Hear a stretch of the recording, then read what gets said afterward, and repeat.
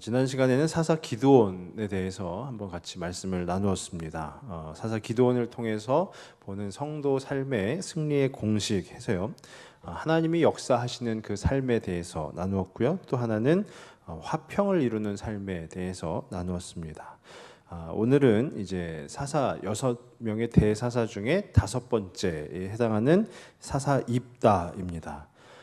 계속해서 이 사사를 통해서 보는 성도의 삶의 승리의 공식이라고 하는데요.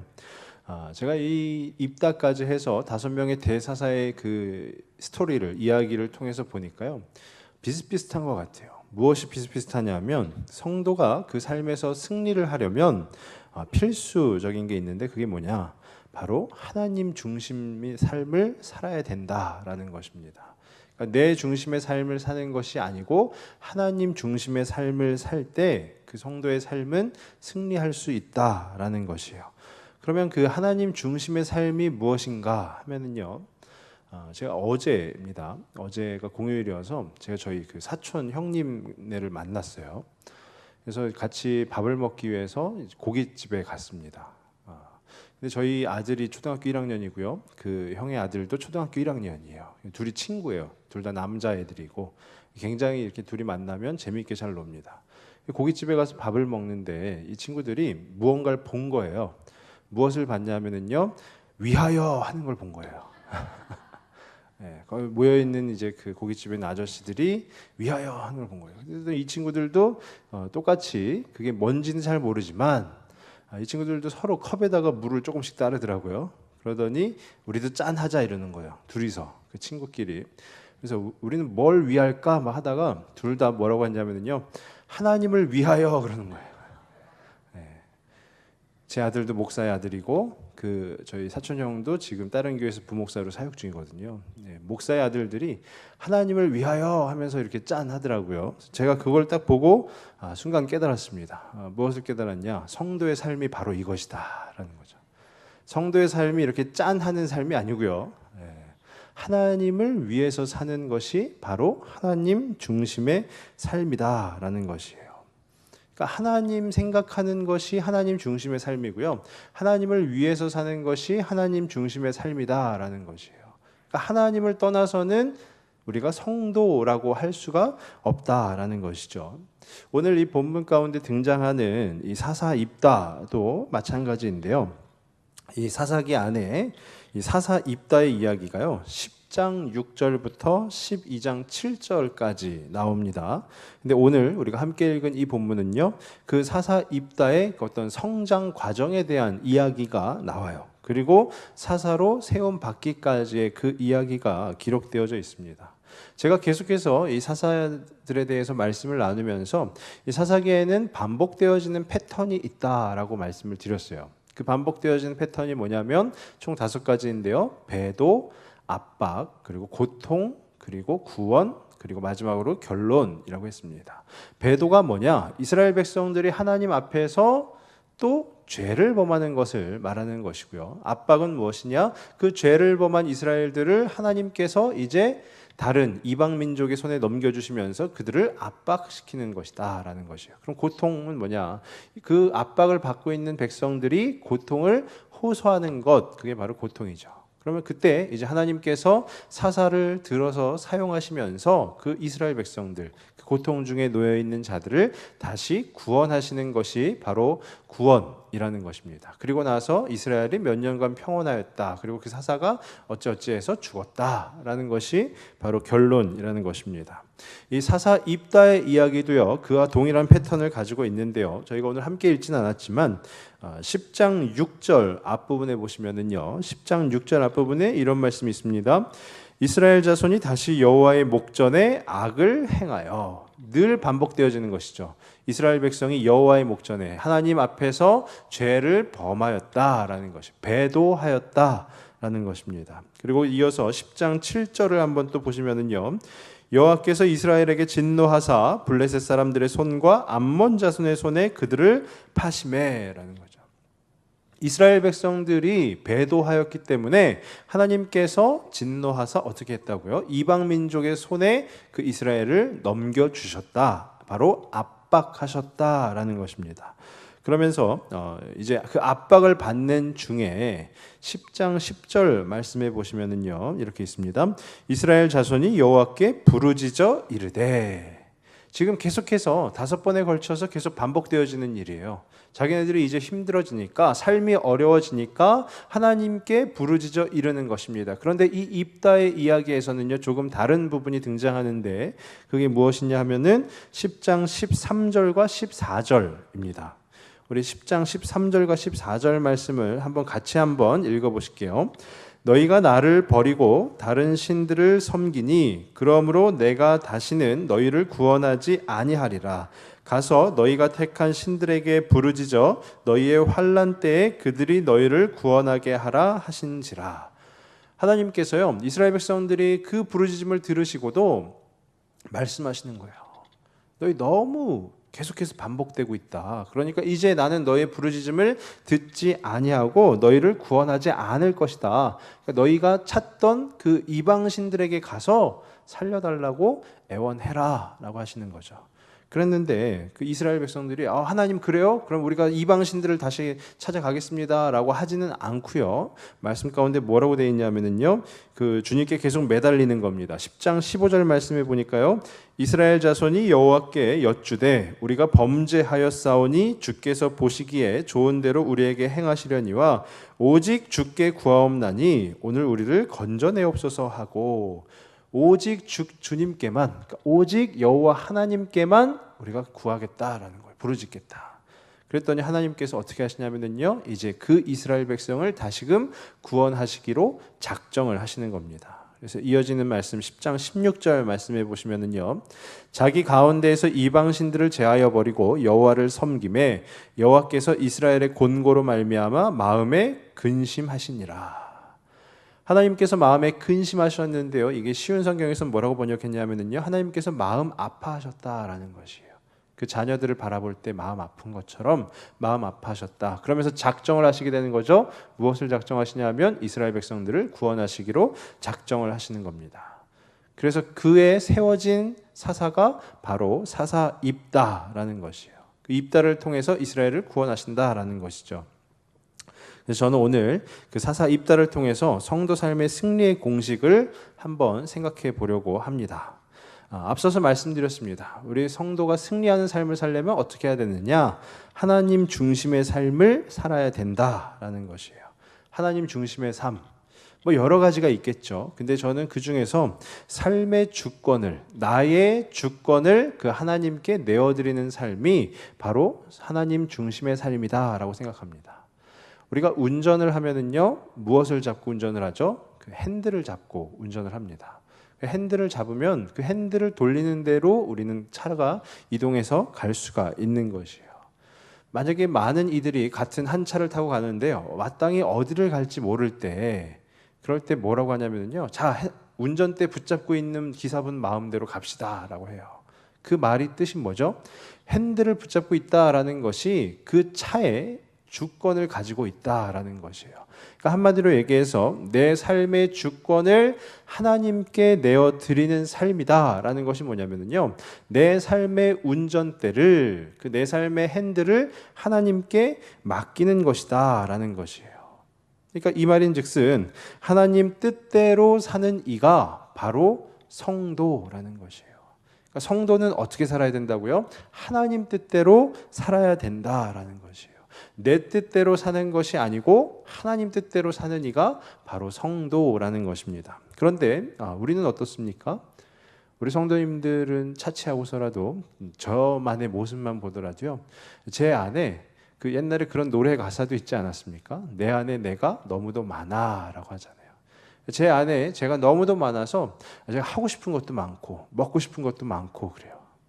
저희 집에서 저희 아내가 항상 얘기하는 게 뭐냐면요, 저희 아들이랑 저랑 둘이서 아침을 먹으면서 야, 오늘 점심 뭐 먹지? 이런 얘기해요. 점심을 먹으면서는 야, 오늘 저녁 뭐 먹지? 이런 얘기하고. 내 안에 내가 너무 많기 때문에 다 내가 하고 싶은 것, 그것을 손가락을 이렇게 꼽아 보면서 계속 세워가고 있다라는 것이에요. 근데 성도는 어떤 사람이라고요? 내 뜻대로 사는 이가 아니라 하나님의 뜻대로 사는 이가 바로 성도라는 것입니다. 그래서 그런 의미에서 오늘 이 사사 입다를 다시 한번 묵상해 보면은요, 하나님 중심의 삶을 살기 위해 그 사사 입다는 어떤 모습이었느냐 한번 두 가지로 한번 생각을 해보면은요, 첫 번째는 그 자존심을 내려놓는 삶이다라는 것이에요. 자존심. 다 자존심 있으시죠? 근데 그 자존심을 내려놓는 삶을 살 때 성도의 삶이 하나님 중심의 삶을 살아갈 수 있다라는 것이에요. 왜 그런가 한번 살펴보면은요, 이 사사 입다가 누구인가를 보면은요, 오늘 본문의 11장 1절부터 3절까지의 내용에 사사 입다가 어떤 그 출생의 배경을 가지고 있는지 나옵니다. 1절 말씀해 보니까요, 1절에 이렇게 돼 있어요. 길르앗 사람 입다는 큰 용사였으니 기생이 길르앗에게서 낳은 아들이었고, 입다는 큰 용사라고 합니다. 강한 군인이다라는 것이죠. 근데 문제가 하나 있는데 그 문제가 뭐냐면요, 길르앗이 아니라 입다에 누가 나왔다고요? 기생이 나왔다라는 것이에요. 기생이. 그래서 2절에 또 말씀이 이어집니다. 2절 말씀해 보니까요, 길르앗의 아내도 그의 아들들을 낳았더라. 이 기생은 입다를 낳았는데 길르앗의 아내, 정부인이죠. 정부인도 아들들을 낳았더라라고 되어 있어요. 이게 뭘까요? 입다가 뭐라는 얘기입니까? 서자라는 얘기죠. 혼의 자식이다라는 얘기입니다. 이 당시에 지금도 우리가 서자, 혼의 자식이면은 사회적으로 눈치를 받지 않습니까? 눈총을 받습니다. 근데 이 고대 사회에서 혼의 자식은 인정을 전혀 받지 못한 것이에요. 그 이후에 2절에 뭐라고 또 기록이 되어 있냐면요, 그 아내의 아들들이 자라매 입다를 쫓아내며 그에게 이르되 너는 다른 여인의 자식이니 우리 아버지의 집에서 기업을 잊지 못하리라 라는 거예요. 그 길르앗의 정부인이 낳은 아들들이 자라면서 입다를 어떻게 했다고요? 쫓아냈다라는 것입니다. 왜 쫓아냈을까요? 너는 우리 어머니가 낳은 아들이 아니니까 이 아버지의 기업을 물려받지 못할 것이다 하면서 쫓아냈다라는 것이에요. 내쫓김을 받았다라는 것이죠. 그래서 그 입다가 어디로 갔냐 보니까요, 3절 말씀에 이에 입다가 그의 형제들을 피하여 돕당에 거주하매 잡류가 그에게로 모여와서 그와 함께 출입하였더라 라고 되어 있어요. 잡류가 무엇이냐면요, 직장도 없고 가정도 없는 그냥 무의도식하는 사람들, 이거 한마디로 얘기하면 그냥 불황자들이라는 것이에요. 그러니까 그런 어려운 삶의 밑바닥까지 그 입다가 내려가게 되었다라는 것입니다. 한번 곰곰이 한번 생각을 해보면요, 이 당시의 입다의 상황은 어땠을까요? 그 입다의 마음 가운데는 어떤 마음이 있었겠습니까? 자기가 살던 집에서 내쫓김을 받았어요. 그리고 삶의 밑바닥까지 내려갔습니다. 그 마음 가운데 한이 서리지 않았겠어요?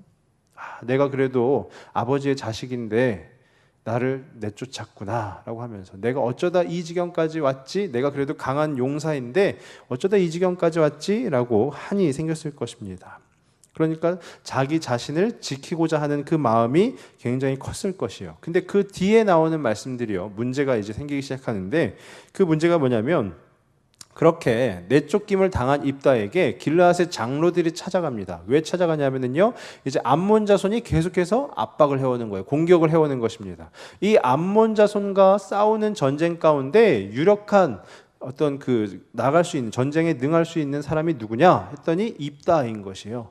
그러니까 입다에게 가가지고 이제 딜을 하는 겁니다. 뭐라고 딜을 하냐면요, 너가 우리랑 같이 돌아가가지고 전쟁 가운데 승리해주면, 전쟁을 이겨주면 우리 이 공동체에 대장을 시켜주겠다라고 하는 것이에요. 신분적 문제로 인해서 내쫓김을 당했는데 본인이 필요하니까, 아쉬우니까 와가지고 자 우리 좀 도와줘 하면은 입다의 기분이 어떻겠습니까? 말할 것도 없죠. 그래 내가 가서 도와줄게 이랬을까요? 그렇지 않아요. 만약에 말씀 가운데요, 이 길르앗의 장로들이 가가지고 입다에게 뭐라고 하냐, 자 입다 장군이요, 우리랑 같이 갑시다, 우리 공동체의 대장 자리를 맡아주십시오 라고 했어도 아마 갈까 말까였을 거예요. 근데 이 장로들은 뭐라고 하냐면 조건을 제시하는 겁니다. 뭐라고 조건을 제시하냐, 너가 가서 이겨주면, 전쟁 가운데 승리해주면 우리 공동체의 대장 자리를 너에게 주겠다라는 것이죠.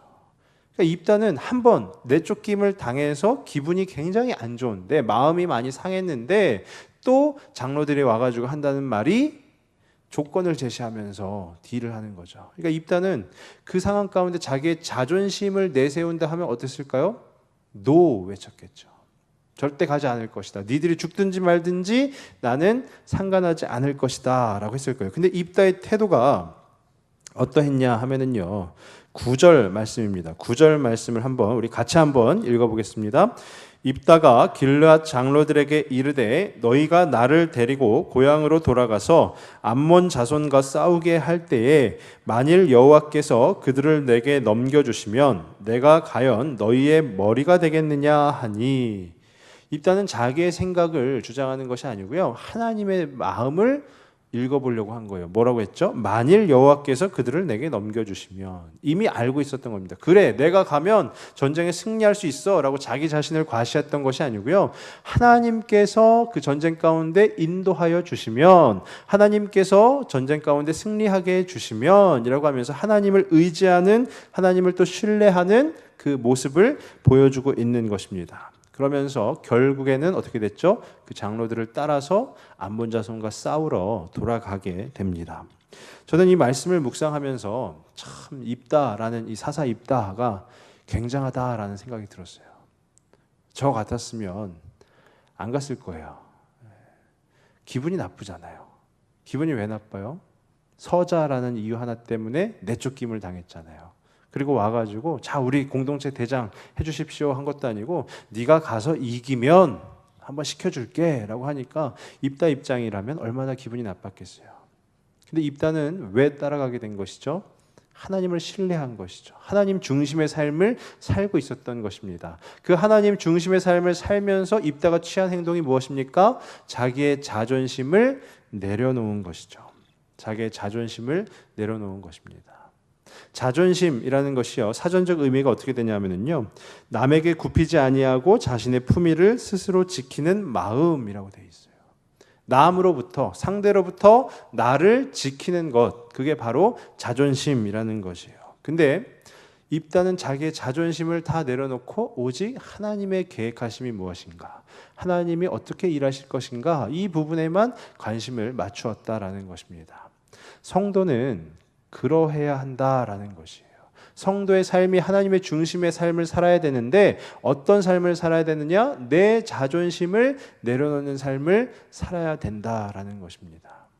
성도가 하나님의 중심의 삶을 살 때는 어떻게 되냐면요, 자기의 자존심은 내려놔야 된다라는 것이에요. 하나님의 계획하심을 바라보아야 한다라는 것입니다.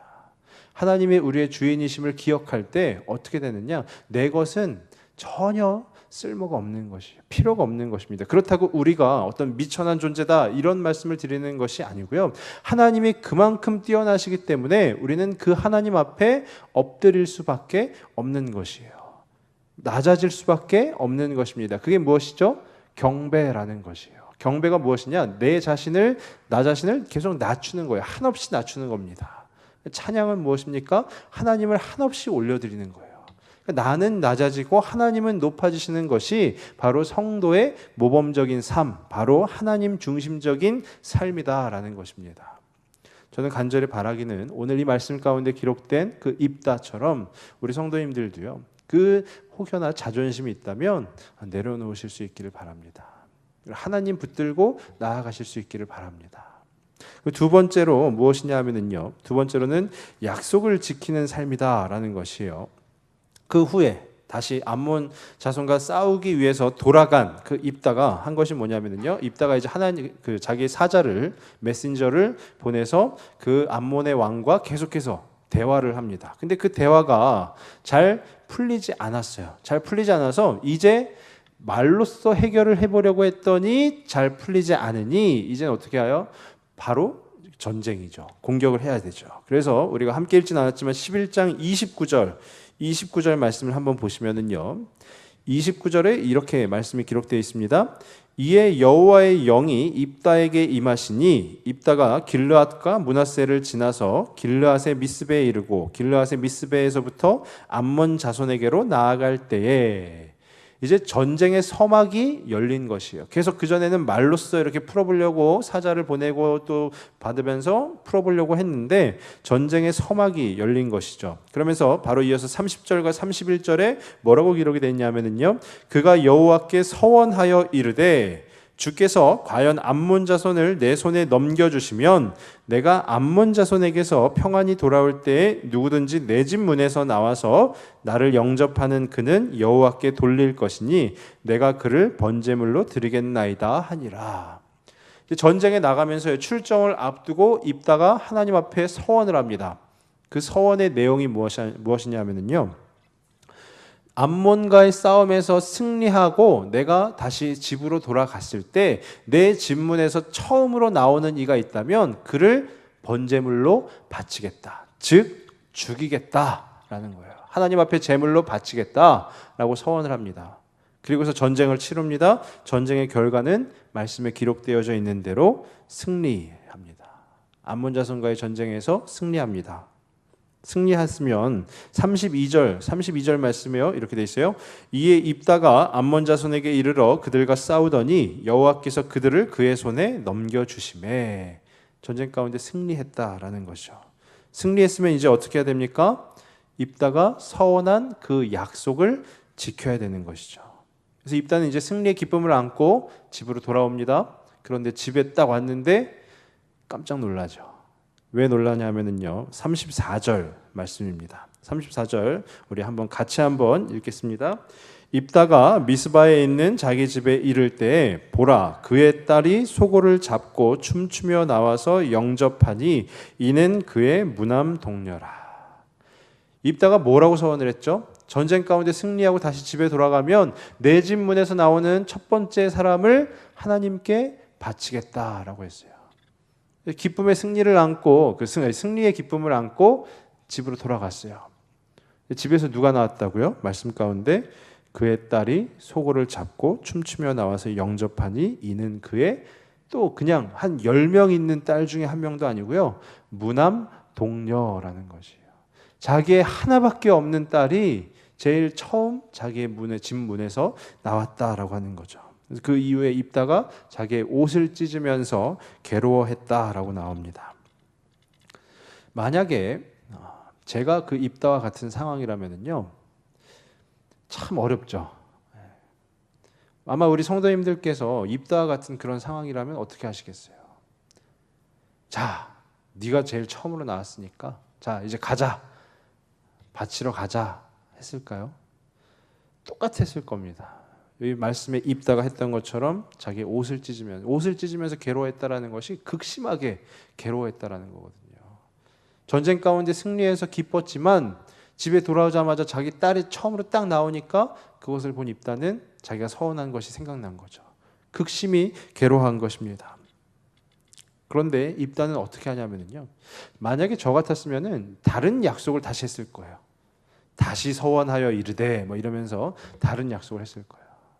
제가 평생을 하나님의 종으로 살겠습니다. 대신에 이 아이만, 저희 무남 동료만 살려주십시오 라든지, 아니면 하나님 잘 기억이 나지 않습니다 라든지 그랬을 거예요, 비겁하게. 근데 입다는 어떤 행동을 하냐면요, 35절 하반절에 이렇게 돼 있어요. 내가 여호와를 향하여 입을 열었으니 능히 돌이키지 못하리로다. 이게 무슨 뜻이죠? 내가 하나님 앞에 서원하였으니 이것을 능히 돌이키지 못하리로다 라는 것입니다. 내가 하나님 앞에 약속하였으니 이것은 돌이킬 수 없다라는 것입니다. 그러면서 결론은 어떻게 되죠? 그 딸을 하나님 앞에, 결국 무남 동료 외딸인데 그 딸을 하나님 앞에 바치었다라고 해서 이제 그 이스라엘 백성들이 그곳에 가서 애곡하였다라고 11장이 마무리가 됩니다. 성도가 하나님의 중심으로 살 때는요, 중요한 것이 무엇이냐? 하나님 앞에 약속한 것은 지켜야 된다라는 것입니다. 제가 예전에 20대 초반 때요, 그 꿈이 있는 젊은 청년이었어요. 꿈이 많았습니다. 큰 꿈이 있었어요.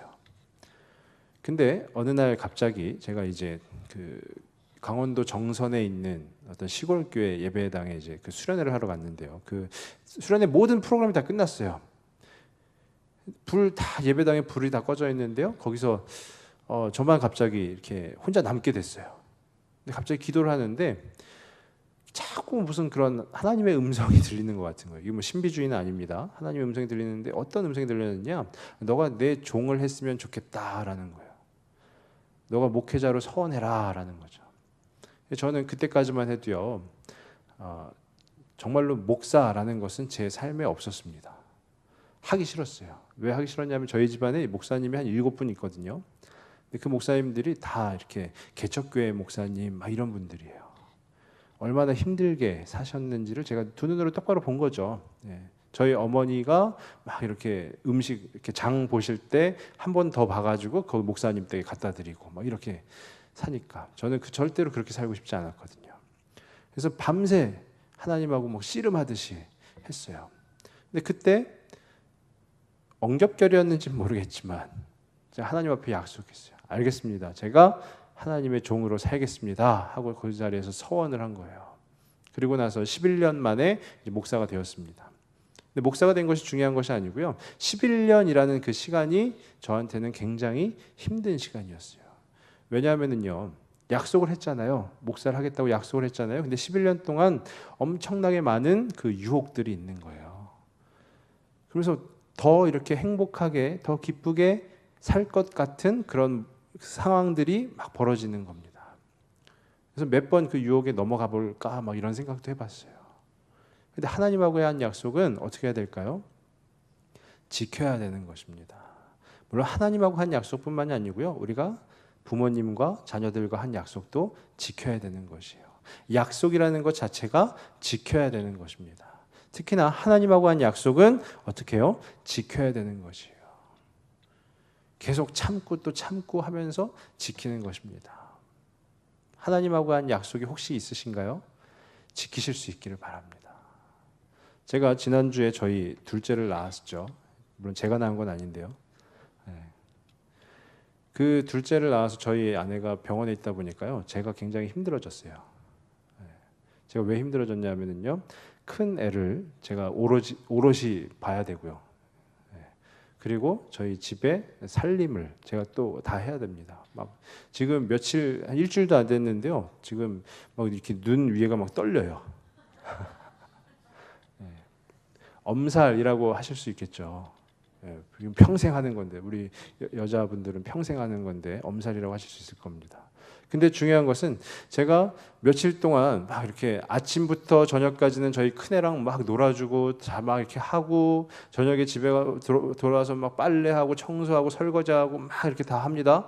그러고 나서 제가 딱 이렇게 막 거의 새벽이 되어서 자려고 딱 누웠을 때 무슨 생각이 들었냐 딱 보니까요. 제가 결혼할 때에 저희 아내에게 프로포즈 할 때 했던 약속이 생각이 나더라고요. 뭐라고 약속했는지 혹시 모르시죠? 뭐라고 약속했냐면요. 손에 물 묻힐 일 없게 해줄게 라고 했어요. 손에 물 묻힐 일 없게 해줄게. 그리고 그 가사 살림은 분담해가지고 확실히 나눠서 설거지는 내가 하고 뭐 이렇게 해줄게 라고 했어요. 제가 그 약속을 지켰을까요? 지켰으면 이렇게 말도 못하죠. 못 지켰기 때문에 이렇게 설교 때 예화로 쓰는 것입니다. 제가 약속을 못 지켰어요. 약속을 못 지켰더니 어떻게 됐을까요? 사람이 변하게 되는 거죠. 약속을 못 지킨다라는 것이 무엇을 의미하냐 하면요. 사람이 변하는 것을 말하는 것입니다. 성도가 하나님하고 한 약속을 지키지 못하게 되면 어떻게 되냐면요. 변하게 되는 것이에요. 우리는 하나님하고 한 약속이 혹여나 있으시다면 그것을 지키기 위해서 무슨 수를 써서라도 붙잡으셔야 돼요.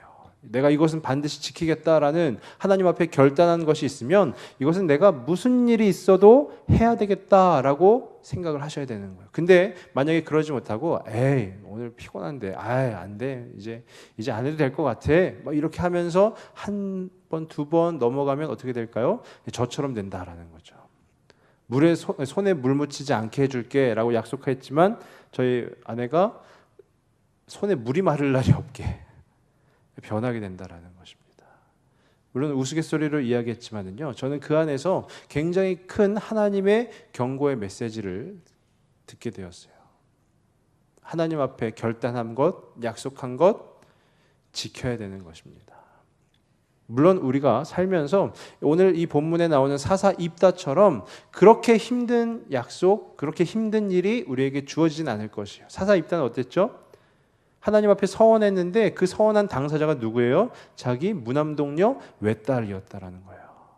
그 무남동녀 외딸을 하나님 앞에 바칠 때 입다의 심정이 어떠했겠습니까? 근데 그럼에도 불구하고 누구랑 한 약속이기 때문에요? 하나님하고 한 약속이기 때문에 지켜야 된다라는 것이에요.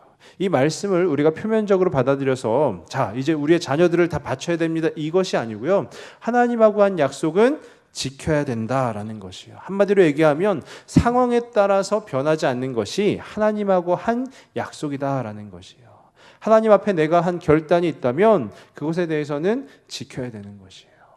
상황에 따라서 변하지 않아야 되는 것이 바로 하나님 중심의 삶을 살아가는 성도의 삶인 줄로 믿습니다. 저는 간절히 바라기는 저와 우리 성도님들의 그 삶이 그렇게 하나님 중심의 삶을 살아가실 수 있기를 바랍니다. 하나님하고 약속하셨습니까? 지키는 삶을 살아가실 수 있기를 바랍니다. 하나님 중심의 삶은요, 무엇이냐? 하나님께 그 주권을 내어드리는 삶이고요. 또 나의 자존심을 내려놓는 삶이고요. 또 하나님과 한 약속을 반드시 지키는 삶이다라는 것이에요. 물론 그렇다고 해서 내가 결단했는데 못 지켰어 해서 자책만 하실 필요는 없습니다. 이 사사기 말씀에 보면은요, 전체적으로 이스라엘 백성이 어떻다고 했죠? 계속 반복해서 죄를 짓잖아요. 그러니까 이 입다 부분에서 하나님께서 말씀하셨잖아요. 이제 나는 너희를 구원하지 않을 것이니 너희가 따르던 그 이방신에게 가서 살려달라고 애원하여라 했는데도 이스라엘 백성 어떻게 했습니까? 그럼에도 또 하나님께 오직 주께만 요청했다고 그러잖아요. 오직 주님께만 기도했다라고 하잖아요. 우리가 죄를 범하였든 아니면 약속을 어겼든 여러 가지 그 상황 가운데 있든 우리는 다시 그 하나님 앞에 나아가서 그 주님 앞에 매달릴 수 있는 특권을 가진 하나님의 자녀들이라는 것입니다. 그렇기 때문에 저와 우리 성도님들 힘을 내실 수 있기를 바랍니다. 그 신앙의 여정 가운데 하나님 붙잡고 하나님 중심의 삶을 살아가실 수 있기를 주님의 이름으로 축원합니다. 기도하겠습니다.